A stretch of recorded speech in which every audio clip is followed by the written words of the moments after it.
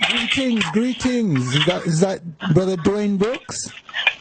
Good afternoon to you. Good afternoon, my brother. Good afternoon. It's a real pleasure to have you on the station, you know? Can you hear me? I can hear you loud and clear, sir. Nice one, nice one. Give thanks, my brother. Give thanks for calling in. Yes, my brother, it is a real pleasure to speak with you. And I'm really at the moment I'm doing something on the show in relation to what happened with Stephen and yourself. So it's 25 years ago. And really focusing on that. But we don't get sometimes a chance to actually hear from you directly in terms of our community. So, we're just wondering if you had anything to say on the 25th anniversary of what took place. Well, one of the things or the issues that probably isn't going to be covered in the documentary because of time is trauma and the impact of untreated trauma.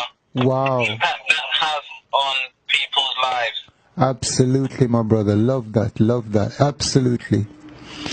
I mean, that will be the residue, won't it? That's what is left after all the all the other things have been cleared out the way. That's what's left. I agree. Have you personally had, in your own particular situation, have you really experienced any trauma from that situation? Well, of course. Right. Having to relive the whole incident and the aftermath. Right. You would have seen how emotional I became in the first part of the documentary. Right. And that is because of the trauma. The trauma never leaves you. It can't do, yes, I hear that. It never leaves you.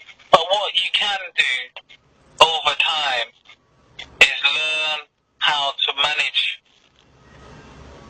the effects the trauma has on yourself. Yes. Very, very important, my brother. Very, very important. One of the things that I know, because I'm a naturopathic physician and I'm a healer in a sense. One of the things that I know is the fact that when the perpetrator of the crime against the victim will not accept that they've done anything or will not acknowledge it, it also doesn't allow the victim to heal very well. Would you agree with what I'm saying? Of course. And this seems to me the problem that we're in, that the perpetrators of crimes against us, both historically and now, will not even accept that they're doing anything to us, which in a way makes our situation even worse. It can do, but for your own sanity and for your own well-being, you can't be too concerned about what the perpetrator's saying or how they feel. It's got to be about how you are. Sure, I accept that.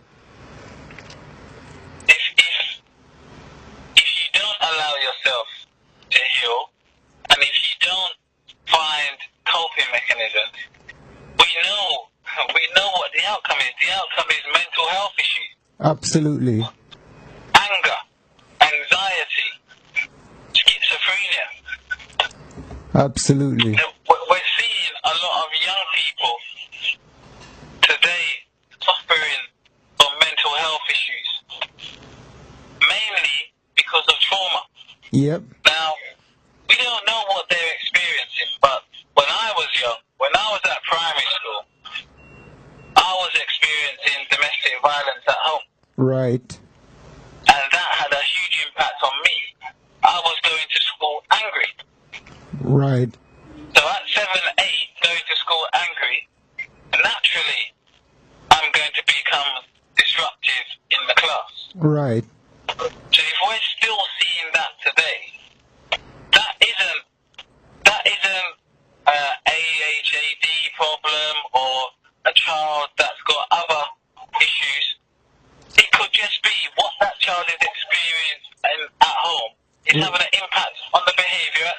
Absolutely, absolutely. But I think sometimes though that I accept that, and I do understand where you're coming from. But they're deeper than that in terms of us as a people. You know, we have to connect our history to our present, and I mean you don't get to the present unless you pass through some history.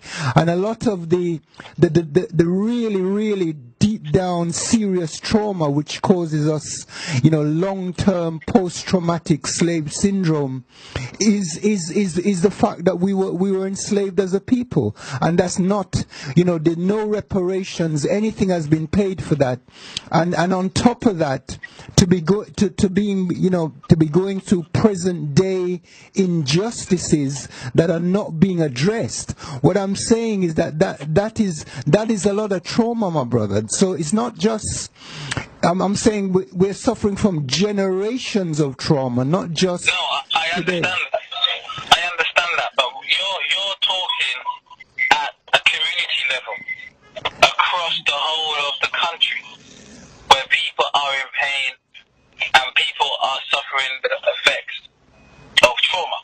That's across the whole country, and that's across the whole Caribbean network. Many of us are still suffering that trauma. And I remember a few weeks ago watching a program that was talking about the Holocaust.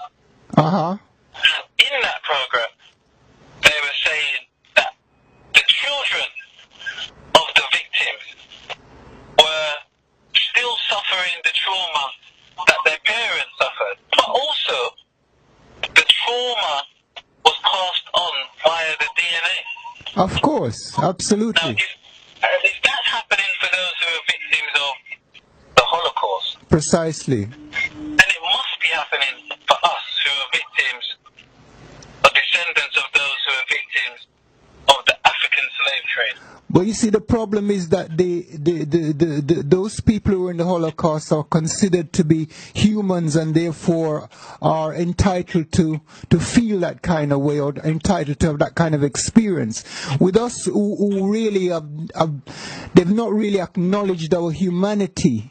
And that's why, in a way, that's why I made the point I made before, because yes, they accepted that something happened to them, you know, that was a traumatic experience. But in our situation, which is the point I made to you earlier on, they won't even acknowledge that to allow us, to give us some space to heal, and that's a very important point, my brother. Well, what you're saying is correct, and the reason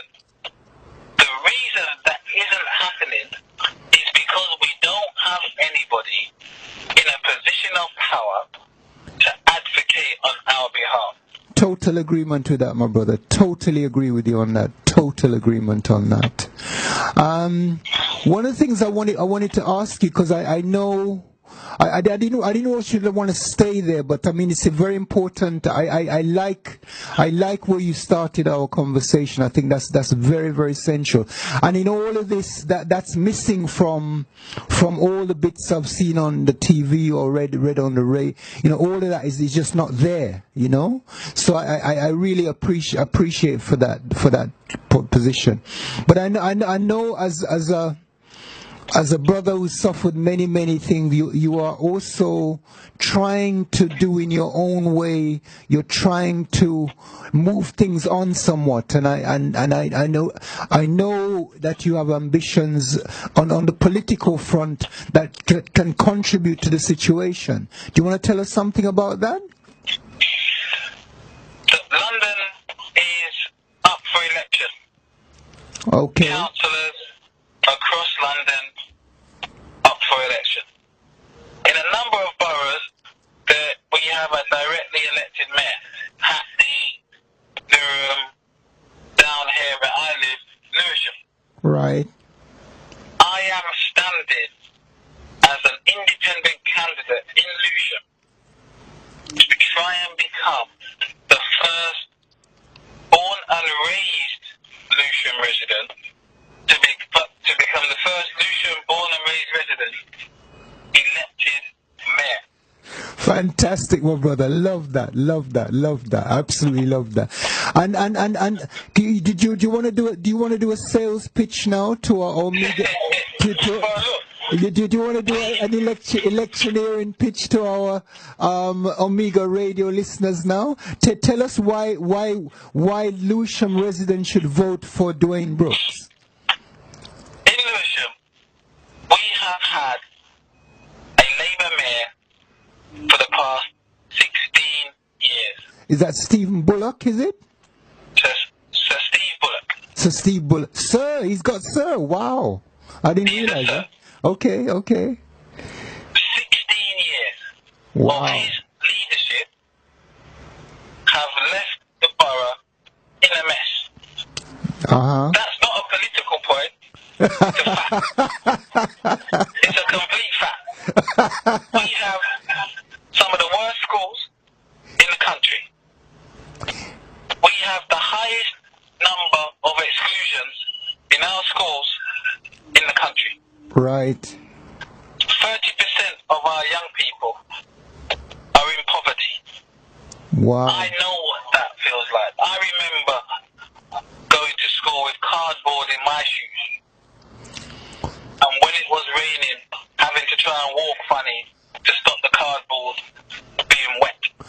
Have you got stuff to verify what you're saying, my brother, or are you just doing the politicians thing? You need to back up what you're saying. I'm giving you the facts. You can go on the ONS website. Okay. In fact, you can just Google poverty figures in Lewisham. Okay. And you'll see 27.7% of young people 0 to 16 are living in poverty. During 2000 to 2010, when this country was in its most prosperous times, Lewisham became more poorer. Wow. That's the leadership of Sir Steve Bullock. Mm-hmm. I haven't even gone into housing, crime, sexual exploitation.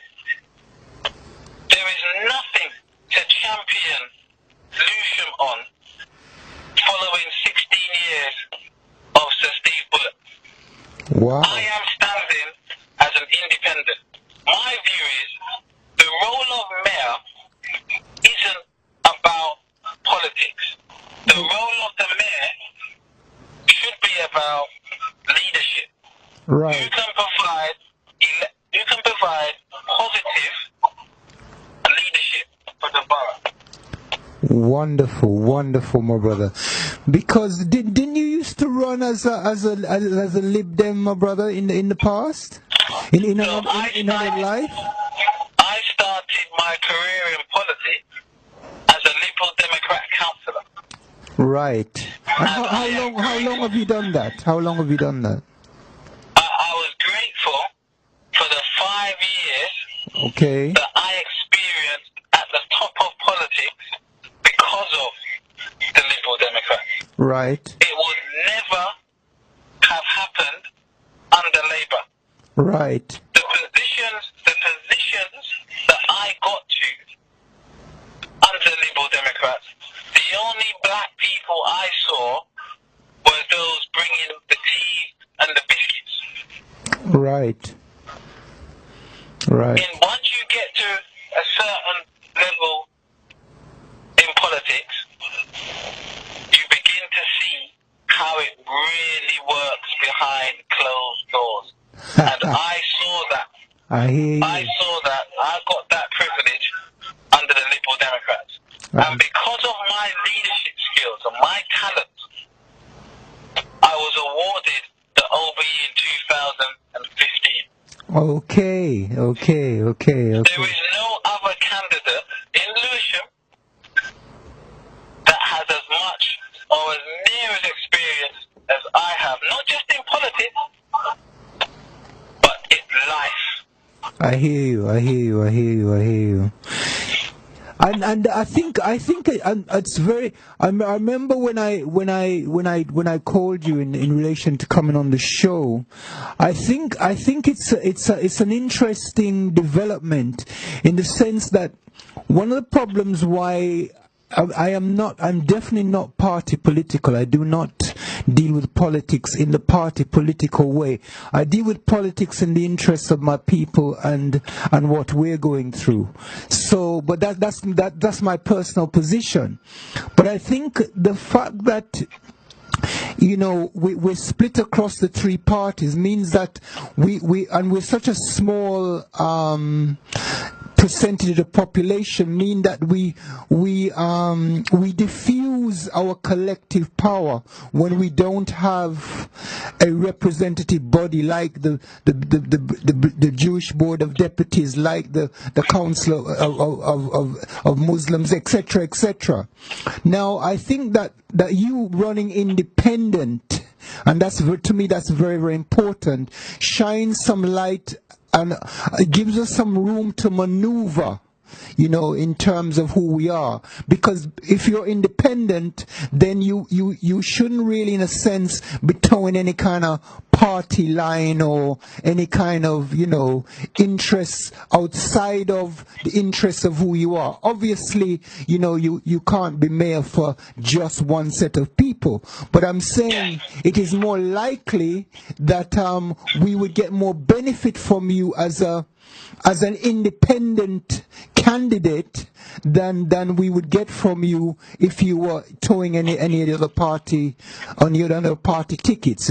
Would you 100%. appreciate I what I'm agree. saying? Yes, 100%. Because my role as mayor is to lead a council that works for the people. Right. I'm not interested in colour. No, I understand that. I understand that. It's for the people. Yes. The people of Lewisham deserve better. And that's why I'm standing as an independent candidate, so I can make those decisions that benefit the people of Lewisham, rather than, as politics allows you to do, and in fact forces you to do, is to make political cuts that harm the vulnerable in your borough, and you blame the government. That's what we're seeing across London. Yes. And even though you say we are a small percentage, at the end of the day, a huge amount of black people have consistently voted Labour for the last 50 years. Consistently. And we cannot put our hands up and say, this is a person that spoke across the board for us all. Or this team of people spoke for us across the board. We've never had that. Okay. And with me standing in Lewisham, we will have a big voice in London. Okay. Now, is Lewisham the borough of the highest African Caribbean community in London? Correct. And didn't it used to be Brent? Yes. So what's actually happened? Someone's moved out of Brent, or someone's come into Lewisham. Which? I don't know. Lewisham today is quite sunny. Is it sunny over there in Brent today? Absolutely. But the point you made earlier on about the people of Lewisham. If a large percentage of people in Lewisham are actually melanated African people, and you're going to do something for the people, then you must do something for us. It stands to reason, doesn't it? Naturally. Okay. Naturally. Fine. In our schools,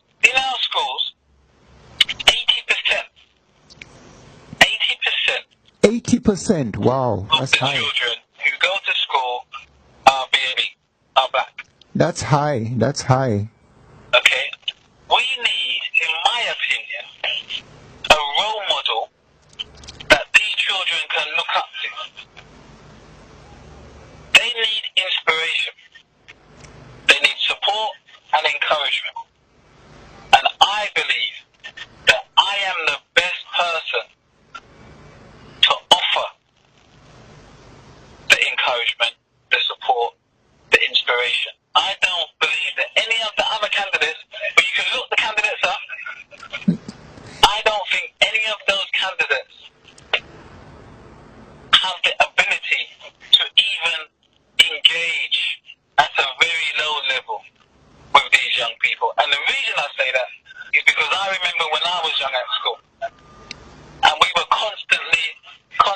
brought into assemblies where we had people coming in to talk to us about life and how the job market worked, etc., etc., etc. And they were all white people. Yeah.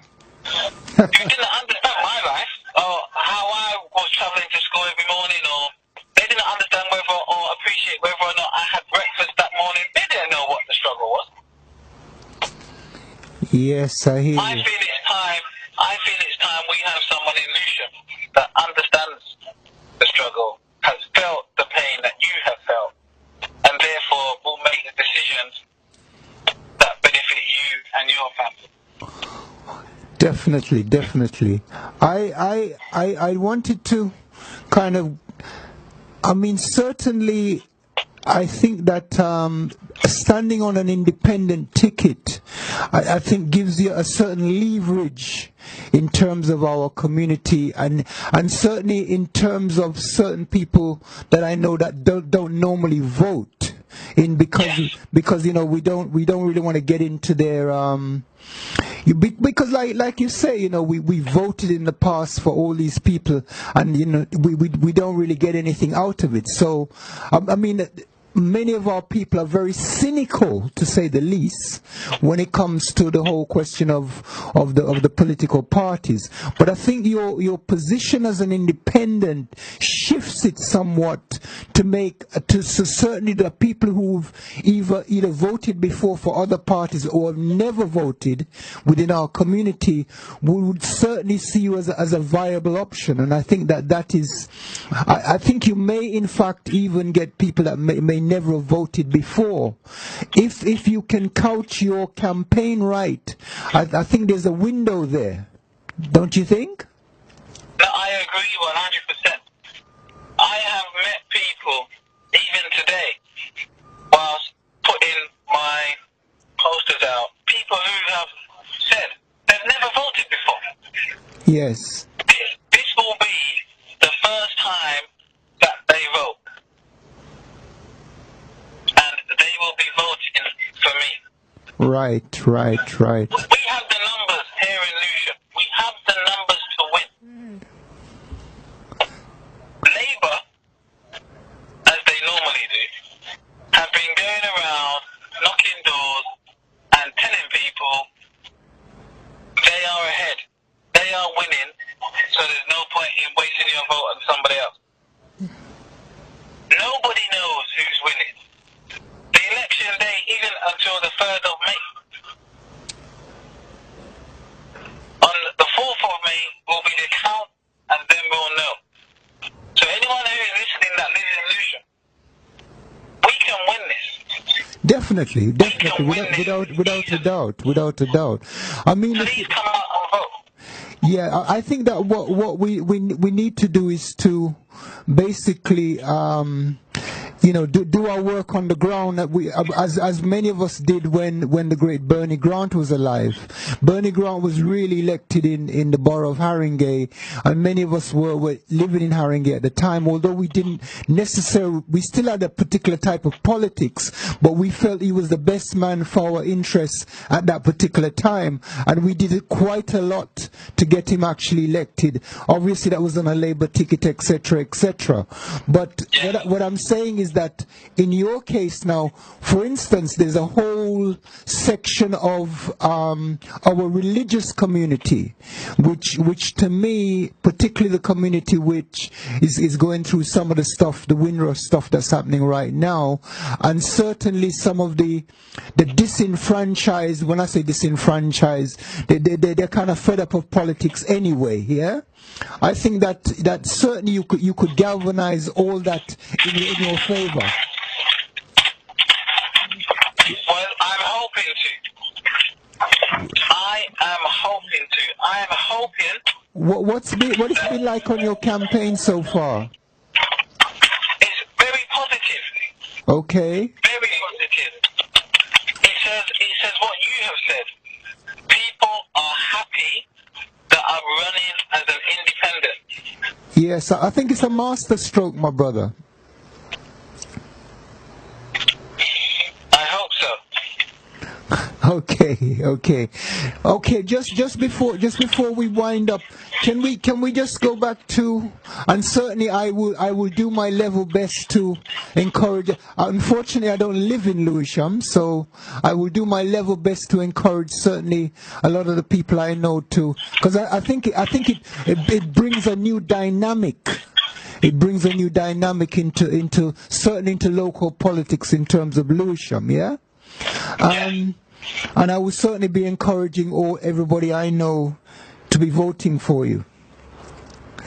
Now, can I just return before we finish to what do you think of Neville Lawrence's forgiving the killers of Stephen Lawrence? That is Mr. Lawrence's personal decision. Of course. As he's explained, that's for his peace. Sure. His peace and his sanity. Sure. That he forgives the killers. And what is yours? I don't forgive them.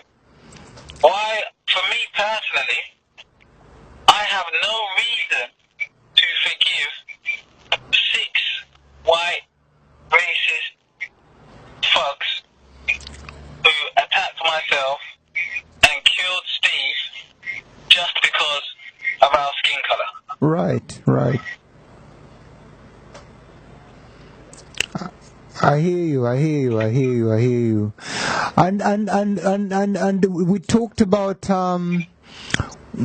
did we talk about, I mean, where do you see yourself in terms of after the election? I mean, where do you go from there? Well, it depends. If I win, well, obviously, yeah, I can see that. Yes. then I will be everywhere because we know a victory for Dwayne Brooks OBE in Lewisham will be a huge success story. Right. So I will do everything I can to capitalize on that so that it benefits the residents of Lewisham. I hear you. My aim is for Lewisham to be in a better place in 4 years' time. I hear you. That is my aim. I hear you. My brother, thank you very much for coming on, and it is so good to be able to talk to somebody who's not towing some kind of party line and have to talking sound bites and all kind of, ridiculous nonsenses that don't really have anything to do with our community. So my brother, I really respect where you're coming from, and as I say, I think that's a master stroke. Actually, running as an independent, I think it galvanizes and brings a whole set of people into political activity who wouldn't otherwise consider it. Yeah. So. Yes. So I give thanks for that, and thank you for, because there's a number of personalities out there who say they serve our community and they can't even come on our community radio stations and talk to our local audiences. So I really respect that to the max, my brother. Give thanks. Yes. Well, thank you for giving me the opportunity. I'm very grateful, and I'd like to say to any of your listeners that live in Lewisham or have family and friends that live in Lewisham, please get them out. Please come out to vote on May the 3rd. You'll have 2 ballot papers, one for the councillors, one for the mayor. Right. If you are a Labour voter, then feel free to vote for your Labour councillors. Feel free. But when it comes to the mayor, you need somebody that has recognized leadership skills for this borough. Yes. None of those other candidates have been recognized for their leadership skills. I am the only candidate. I am the only candidate that can engage with our young people today. But we need change. In a sense, I can bring that change. in a sense, though, my brother, one of the things that we need to do, we need to know what is your track record that you rather, because a lot of the times we get involved with the emotions and we get into ego, but we really have to deal with what is your track record, what have you been doing politically, while you've been, I mean, we can't go into that right now, but that's really, Yes, but I hear that. But look, let me just say this. Sure. Out of all the candidates standing in Lucian, I am the most experienced. Okay. As I said, I am the only one that's been recognized for his leadership skills. And I'd like to say this also. In Lucian, it's either Damien Egan for Labour or Dwayne Brooks, independent for Lewisham. Damien Egan, the Labour candidate, was born and raised in Bristol. Okay. Moved to Lewisham about 10 years ago. Right. Doesn't understand Lewisham. Right. Doesn't have any real links in Lewisham. Right. Lewisham isn't his home. Now that should tell you who to vote for in a nutshell. Is that the only other candidate standing for mayor? You have the Conservative candidate. Uh-huh. We also have the Liberal Democrat candidate. Right. And we have a candidate from People Not For Profit, I believe. Okay. None of those have the experience that I have in this borough. Okay. Now you can Google. Listeners can do search, they can Google, they can look at my history, look at my background, see what I've done, and they can do the same for the other candidates. If that's necessary. Yes. I don't believe it's necessary. I believe that when you look at the demographics of this borough, you have no choice but to vote for somebody that understands your pain.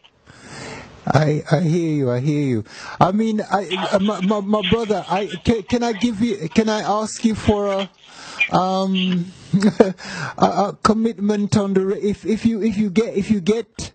you get elected, can I ask you that you would come in the studio and let us talk with you in Omega Studio?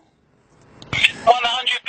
Look, Love that, my brother. Love that. I am the people's candidate. Okay.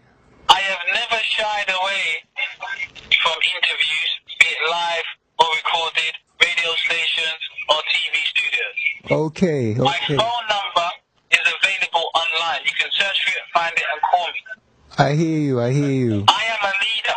I don't hide from anybody. I don't hide behind political parties or PAs. I hear you. I'm an upfront leader for the people, available for the people, and will speak up for the people. Thank you, my brother. Excellent. Thank you very much. Thank you. And certainly, I shall be doing, as I say, everything it's possible in my power. And internet radio goes all over the place, so we could very much be going into a lot of Lewisham homes right now, and I'm sure you've managed to kind of influence a few people while you've been on the radio. Well, I hope so, but if I haven't, please visit my website, voteDwayneBrooks.com, or on Facebook, voteDwayneBrooks.com. In fact, just put voteDwayneBrooks.com in your search engine and you'll find the necessary pages. Okay, wonderful, my brother. Give thanks. Thank you for that. You. Yeah? Have a great day. And yourself. Okay, bye-bye. Bye-bye. Yeah, that was Brother Dwayne Brooks. When we talk about Stephen Lawrence, that's the other half of the tragedy, that we don't talk about. That's the living half of the tragedy, and that's why it's so important, because our ancestors always say we must always link, bring everything out of history must culminate in the living, and so you heard there from Brother Dwayne Brooks about I didn't want to just delve on the whole thing to do with the go down that kind of morbid road, because that's happened and it's there and we have to deal with it and the consequences are there. But I felt Dwayne kind of hit it on the head straight away when he went straight to the trauma, because I think after he hit the trauma, there really wasn't, because that's really what the residue that's going to be there. The injustice is still there, all the things are still there, but on a personal level, that's why I really, after we kind of dealt with that, I felt I had to go on to looking at the future, to looking at what we can do to improve the situation, get more solution focused. What has happened already. What we have to do now is to look forward to the future, and he's saying what he can do to contribute to that. But I didn't get to say to the brother. I did say to the brother, but we can't just get emotional because he's Dwayne Brooks. Of course, we have to empathize in relation to the experience he went through in relation to Stephen Lawrence, but then we have history where many people have been through all kinds of things, and when they get into so-called leadership positions, they really found wanting. I mean, we have a very recent experience of Barack Obama in the United States, where we had the big hoo-ha, the first president, and Ray and all of that kind of stuff, and to be honest with you, he was in terms of, in my opinion, I think things got, and certainly in the opinion of Dr. Omar Johnson, things got several times worse under Obama for African Americans, and not only that, got several times worse for Africans around the planet, in particular in Africa, where he presided over the implementing of American bases on every country in Africa, with the exclusion of Egypt, yeah? And the basically, America could launch a war against every country in Africa right there and then, and there's literally nothing that they could do about it. Even some of their sovereign rights they have has been compromised by having an American basis. So for me, that's the major, that stands out as the major catastrophe that's happened to us. And if we don't free the continent, we can't free Africans anywhere else on the planet. So what I'm saying, certainly if we're going by Barack Obama, it is not very good. That's why we can't go off emotions. That's why I'm saying we can't go off emotions and ego. We cannot function like that. That's why I was saying to Dwayne Brooks, what is your track record? So you've been a liberal. What is your, what have you done while you've been a politician? You said you were in the Liberal Democrat, but what did you do when you're in the Liberal Democrat? He sent us to his website, etc., etc. So we must check him out. Don't just, yes, the credentials are there in the sense that he looks like us and he's been through certain experiences, which mean he should be able to empathize. He should be able to, as we used to say, in Jamaica, he should be able to level. He should be able to be on a level with us, and we respect them. We love the fact that the brother is really, in a sense, putting his, his neck out, so to speak, and we love that. But at the same time, we must be guided by, certain principles. What has his, if he's never done this before, where is he coming from? What is his track record? What is his residue, in terms of what he's done politically? You're listening to Omega Radio, and this is Roots Doctor, and it's holistic healing. On Omega Radio can be accessed on 104.1 on the FM or www.omegafmradio.co.uk.